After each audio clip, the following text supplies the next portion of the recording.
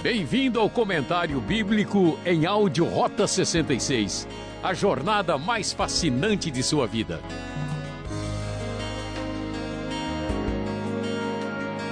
Estudo 17, baseado em Gênesis 16.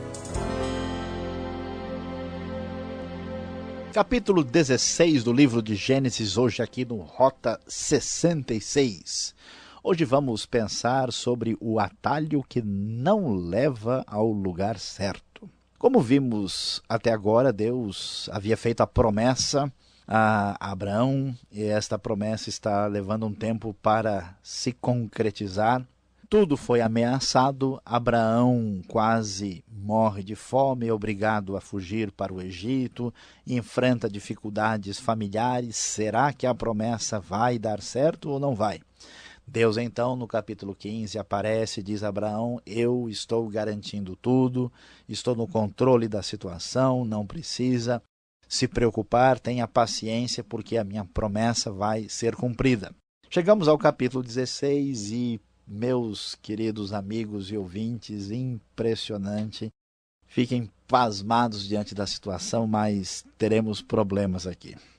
Veja só o texto aqui da NVI, diz que Sarai, mulher de Abraão, não lhe dera nenhum filho, como tinha uma serva egípcia chamada Agar. Disse a Abraão: já que o Senhor me impediu de ter filhos, possua minha serva. Talvez eu possa formar família por meio dela. A promessa de Deus corre perigo de novo. Há uma tentativa humana de achar um atalho para ajudar a Deus a fazer com que as coisas funcionem. Muita gente, às vezes, ainda em nossos dias, quer ajudar a Deus, como se ele precisasse disso. E aqui nós vemos Sarai tentando construir a sua família, não na expectativa da promessa divina, mas por conta da sua própria mentalidade, da sua própria ideia. Como Abraão já estava 10 anos morando em Canaã, nós vamos ver que já há cerca de 11 anos que Deus fez essa promessa. Abraão já está com 86 anos de idade aqui. Então, o que acontece? Ele cede e é preciso entender o que está acontecendo aqui. Agar é uma serva egípcia. Na língua original nós temos palavras diferentes para serva e para escrava. E a palavra aqui usada faz referência a ela ser serva de Sara mesmo, ou Sarai. Isto quer dizer que ela pertencia a Sara, ela não pertencia a Abraão. Então, ela entrega a sua serva para que ela tivesse um filho que pertencesse indiretamente à própria Sara. Quando a gente lê isso, a gente fala: mas que coisa mais estranha, que história esquisita. Uma mulher quer ter filhos e arruma uma serva para que tenha filhos por meio dela, construa uma família por meio dela. É importante observar a questão cultural, o contexto da época aqui. Para a gente entender, havia uma lei naquela ocasião que dizia: se uma mulher era estéril e não podia ter filhos, ela deveria oferecer a sua serva para que a semente da família do seu marido pudesse ser preservada. Então a questão aqui não tem nada a ver com um aspecto promíscuo, mas sim com uma maneira de organizar a sociedade dos tempos antigos. Então isso que Sarai fez aqui não foi uma invenção assim do nada, era compreendido na cultura daquele tempo. Mas mesmo assim mostra que a atitude dela foi uma atitude de falta de fé em Deus e até mesmo de um certo ressentimento. Observe versículo 2 aqui na NVI, nós vemos que: já que o Senhor me impediu de ter filhos, possua minha serva. Talvez eu possa formar família por meio dela. E o que acontece aqui é exatamente aquilo que dissemos no início. A ideia é criar um atalho para chegar ao caminho certo, mas o atalho não levou ao lugar certo, porque ele não se baseou na palavra divina, mas sim no esforço humano autônomo e independente de Sara e Abraão. E os problemas logo começam. Veja só a parte final do versículo 4, diz que quando ela se viu grávida, Agar começou a olhar com desprezo para sua senhora. Claro, porque isso era importante. Isso tinha um valor especial na sociedade. Ela se sentiu, vamos assim dizer, mais mulher do que a própria esposa de Abraão. E os problemas começam a crescer naquela casa e surge uma grande confusão que veio de uma ideia que não tinha fundamento naquilo que Deus desejava. Então os problemas chegam a tal ponto que quase que nós temos que chamar a polícia aqui, porque vai ter briga e expulsão de gente de dentro de casa. Abraão, inclusive, diz, escuta, Sara, a sua serva está em suas mãos. É como quem diz, olha, não foi você que deu a ideia, agora faça o favor de tomar as rédeas e resolver o problema que você iniciou. Faça com ela o que achar melhor. Sarai maltrata Agar, que acaba fugindo. Diante de umas circunstâncias como estas apresentadas no capítulo 16, nessa tentativa de construir as coisas por meios humanos, independentemente de Deus, o que nós deveríamos esperar? Minha expectativa é que, Abraão já teve um pouco de dúvida lá no capítulo 15, dizendo, Deus, será que o Eliezer de Damasco não vai ser o herdeiro? Agora, os dois, em comum acordo, depois da iniciativa e proposta de Sara, arrumam a uma gravidez da serva para ser o filho que eles tanto esperavam. Era para Deus ter ficado indignado e ter dito aos dois, escuta, vocês não acreditam mesmo, eu fiz a promessa e eu estou demorando esse tempo porque eu sei o que eu estou fazendo, e Deus deveria, quem sabe, punir e até mesmo punir Agar e o filho que estava envolvido no processo. Mas, meus grandes e queridos amigos, é surpreendente o Deus da Bíblia. A Bíblia nos fala que depois que Agar, que foi o problema que surgiu na vida do casal Abraão e Sara, foi expulsa de casa, depois que a coisa teve aquele clima de rádio patrulha, toda aquela confusão, poderia aparecer num programa de crime aí bem conhecido da televisão, o anjo do Senhor aparece e vai atrás de Agar. Como Deus é bondoso, como a sua misericórdia é extraordinária. Deus vai atrás de Agar, que é o resultado da falta de fé perfeita de Abraão e Sara. E o anjo do Senhor pergunta a Agar, Agar, serva de Sarai, de onde você vem, para onde você vai? E ela se explica, e o anjo do Senhor diz, volte a sua senhora, sujeite-se a ela.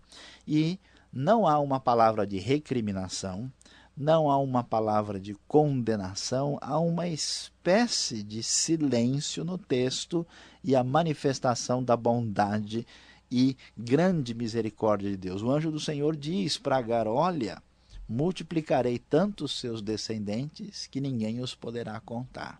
Apesar de tudo o que está acontecendo ser um sinal de incredulidade e de um atalho que não levaria ao lugar certo, Deus, mais uma vez, como aparece em outros lugares de Gênesis, estende a sua mão bondosa e ele aparece no versículo 11, conforme a Nova Versão Internacional da Bíblia, dizendo o seguinte, o anjo do Senhor, que é uma referência ao próprio Senhor. O anjo do Senhor aqui quer dizer o anjo que é o Senhor, não é um anjo específico, é a própria manifestação do Deus de Israel.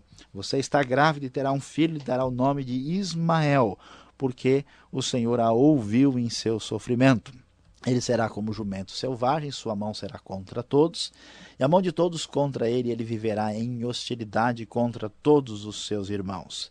Ismael vem a ser depois o pai de todos os povos árabes que habitam a região do Oriente Médio e onde tem vivido por muitos séculos e até mesmo milênios. E muitos árabes e descendentes vivem no Brasil numa situação muito harmoniosa e tranquila aqui nesta terra tão abençoada.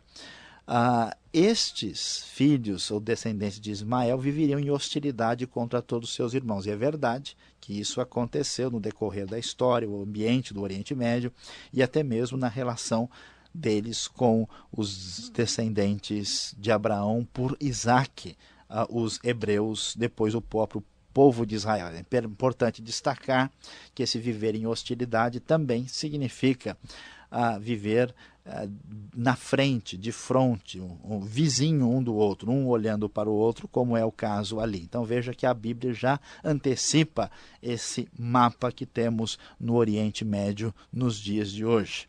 E então, esta manifestação especial de Deus leva Agar até dizer algo interessante. Ela diz: tu és o Deus que me vê. Teria eu visto aquele que me vê? Né? Esse Senhor extraordinário. Que manifestação especial de Deus eu tive aqui. E aí o texto termina dizendo que Agar teve um filho e lhe deu o nome de Ismael. E Abraão estava com 86 anos de idade quando Agar lhe deu Ismael. É interessante observar, então, que o texto mostra para nós que Deus, na sua bondade, ainda estende a sua mão de misericórdia, não punindo diretamente nem Sara, nem Abraão, e ainda estendendo promessa baseado na sua bondade para Agar, mesmo que tudo que tem acontecido aqui represente uma espécie de ameaça para que a promessa venha de fato a acontecer, a ser cumprida e seja de fato uma criação de um atalho para os caminhos divinos. E esse atalho não leva ao lugar certo.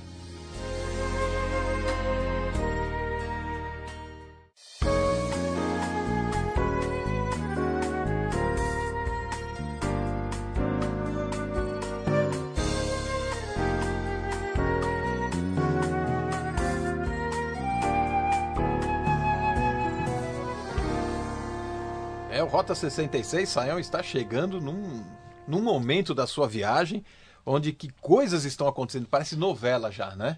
Tá ficando emocionante. E eu tenho aqui algumas perguntas, né? E eu sei que o ouvinte que está nos acompanhando também gostaria de fazer a sua e ele, no outro momento, ele vai estar participando. Mas eu quero começar com essa dúvida, né? A história de Agar, ela é estranha para nós, no século XXI, cabeça de ocidental. Ela não mostra uma certa tolerância, né? Com o caso aí, vamos colocar assim, barriga de aluguel, né? Tão em moda hoje em dia. Que tolerância é essa? Que permissão foi essa de Agar entrar e fazer um meio de campo aí com Abraão e Sara?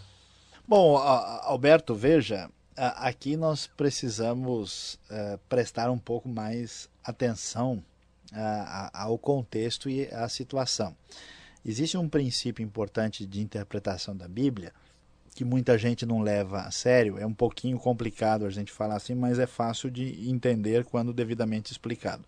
Um texto descritivo não necessariamente é um texto normativo.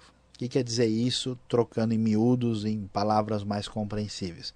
Não é porque a Bíblia está contando uma história que isso necessariamente é uma orientação direta para a nossa prática do cotidiano. Então, se o texto diz, por exemplo, que Absalão desobedeceu a Deus e combateu o seu pai Davi, ele não está tendo a intenção de estabelecer isso como norma para nós. É o mesmo caso aqui. Então, o que vemos é que havia uma prática social naquele tempo, né? Sara tinha uma serva. Uma secretária, né? Ela não tinha condição de ter filhos e ela emprestou para que ela pudesse ter filhos. Então, isso era um ajuste da sociedade. Agora, em nenhum momento o texto afirma que isso é bom. Aprova, né? Em nenhum momento aprova, ele apenas descreve o que estava acontecendo. Agora, não há dúvida alguma que o texto mostra que isso foi sinal de falta de fé, de incredulidade, né, de infidelidade dos dois. Os resultados foram desastrosos e o maior argumento contra esta barriga de aluguel, amizade colorida, bigamia, poligamia, todo esse universo aí indefinido de relacionamentos, é que eles são geralmente iniciados por um impulso passional, emotivo muito forte, mas depois a tristeza, os resultados complicados posteriores não compensam esse tipo de investimento, né? Então aqui nós já vemos, pouquinho depois Agar e Sara já se estranharam. Como a gente falou, deu o caso de polícia, né? Rádio patrulha na porta de casa, porque uma foi expulsa de casa, deu uma confusão. Então o texto já sinaliza para a gente que o modelo de Deus, que Deus criou, o casal, é o modelo que deve ser considerado. As histórias, elas servem para mostrar toda a problemática do ser humano diante, né, do afastamento do modelo de Deus, e como Deus na sua bondade intervém, abençoa e salva e redime o ser humano da condição complicada onde ele acaba se colocando muitas vezes. Então, o que podemos aprender desse texto é que Deus demora. E isso não quer dizer que a gente tem que colocar em ação o nosso plano B. Não, o plano B geralmente traz nota abaixo de E. Não funciona. Esse negócio de amiga minha, em que eu vou me ajeitar, enquanto que Deus prepara de um lado, não dá certo. Não dá certo. Os resultados comprovam que a coisa, mais cedo ou mais tarde, vai trazer mais dores do que qualquer tipo de benefício. É o que nós vamos ver na história de Abraão nos próximos programas, né? Exatamente. Fruto desse plano B que não deu certo. Sayão, há quem diga que os árabes não são assim tão abençoados, podemos colocar através desse texto que nós vimos aí através de Agar. É isso mesmo? Agora explica para nós, Deus é judeu, Deus é brasileiro, Deus joga em que time? Como é que fica isso? E os árabes nessa? Olha, Alberto, excelente questão essa, uma pergunta importante, porque nós vamos ver que Deus, ele é o Criador dos céus e da terra. Portanto, Deus não tem nenhuma nacionalidade. E Deus, né, está acima das nações. Nós vimos que as nações surgiram da confusão humana lá em Gênesis 11, na Torre de Babel. Quando a Bíblia diz que Deus escolhe Abraão e forma o povo de Israel, é com o propósito de cumprir a sua promessa, que tem a finalidade de abençoar todas as famílias, todos os povos da terra e trazer redenção. Como os árabes estão geralmente associados aos muçulmanos, o que também não é verdade, a gente sabe que somente 15% dos muçulmanos são árabes e que nem todos os árabes, existe uma grande quantidade, milhões de árabes que não são muçulmanos, né? Essa associação não é tão correta como se imagina. Não é tão justo pensar não, assim, né? E por causa dos problemas do Oriente Médio, muita gente imagina, os árabes realmente são um povo que parece que estão em guerra contra Deus, contra a Bíblia, contra todo mundo. Não é verdade. Deus não aprova nenhum tipo de racismo, nenhum tipo de favorecimento injusto de qualquer etnia. Deus ama os árabes e aprova o texto de aqui. O texto diz que Deus abençoou e diz que Ismael foi dado por Deus. Então nós não podemos ter nenhuma atitude preconceituosa e problemática contra o povo árabe. E de certa forma, graças a Deus que aqui no Brasil nós temos uma convivência tão amigável entre as diferentes etnias e origens, né? Nós já vimos que como o racismo contra os negros não tem nenhum fundamento na Bíblia, e aqui agora também estamos vendo que o preconceito e a rejeição dos árabes como se eles tivessem alguma associação com o mal não tem fundamento nas escrituras sagradas. Deus ama os judeus, os árabes, os brasileiros, os americanos, os alemães, os africanos, né? Todos certamente são amados por Deus, e o Evangelho de Cristo se estende a todos. Ok, Sayão. Então eu trago mais uma pergunta e eu vou ver se essa a gente consegue se entender. O texto diz que 10 anos de espera Abraão teve que aguentar. Eu não sei não se é comigo. 10 anos para mim é uma eternidade, é muita coisa. Deus estava exigindo demais de Abraão, era um curso intensivo, daqueles difíceis mesmo, e Deus estava provando, vamos ver se o homem é fiel mesmo, se esse Abraão é da fé mesmo. Por que demorar tanto tempo assim? Por que de tanto tempo, tanta demora? Se é um jovem com 25 anos orando pela sua namorada, para sua noiva, e tem uma resposta só 10 anos depois, aí já foi, né? Como é que fica? Bom, Alberto, olha, essa questão é muito assim pertinente, né, à vida prática das pessoas. Primeiro, nós temos que entender que o caso de Abraão é um caso que não pode assim ser considerado do ponto de vista prático como paradigma para a vida de todo mundo. Então eu não posso dizer, olha, eu vou fazer um curso de informática o ano que vem e eu vou esperar um sinal de Deus, né? E aí, então, só quando Deus mostrar as coisas, o sujeito fica 30 anos aguardando para ver se ele faz. Nós estamos na época do Novo Testamento, nós temos princípios diretivos vindo das Escrituras, devemos agir conforme eles nos apresentam. No caso de Abraão, Deus se manifestou e fez uma exigência específica, que foi a obediência e crer na promessa, e aí Deus mostrou uma demora desenvolvendo o caráter aprovado de Abraão como alguém que crê. Isso é importante para nós porque nós temos dilemas na vida, dificuldades, certas coisas que nós gostaríamos de ver resolvidas em pouco tempo, que foge à nossa capacidade de modificação. Então, nesse sentido, a compreensão de que Deus está em ação e o desenvolvimento da paciência, isso é importante para nós.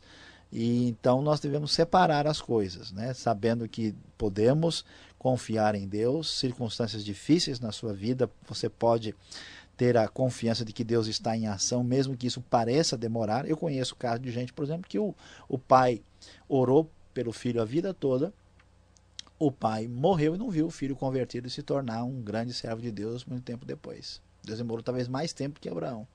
Mas a gente não pode, né? Será que eu vou escovar o dente hoje? Vou esperar um sinal de Deus, né? E aí até aí a família toda já desmaiou, a situação está difícil. Se precisar, eu dou o sinal, viu?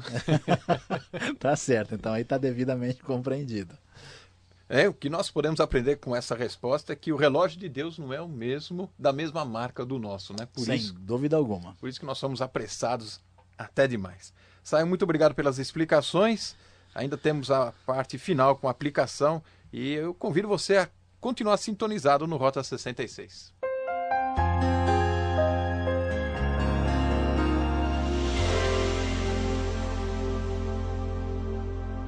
Chegou a hora de descobrirmos o que isto representa para a nossa vida, depois de termos estudado Gênesis capítulo 16, a história do nascimento de Ismael, tudo aquilo que vimos de importante para a nossa vida. A primeira coisa que merece uma atenção especial é que o jeitinho pode dar mau jeito. Preste bem atenção, né? Deus tinha dito a Abraão e Sara sobre a sua promessa. E eles resolveram criar uma situação, um atalho, conforme nós vimos, que não deu certo, um atalho que saiu da rota. Então, cuidado, observe os princípios de Deus, veja as promessas de Deus e a sua palavra e não dê um jeitinho nas coisas.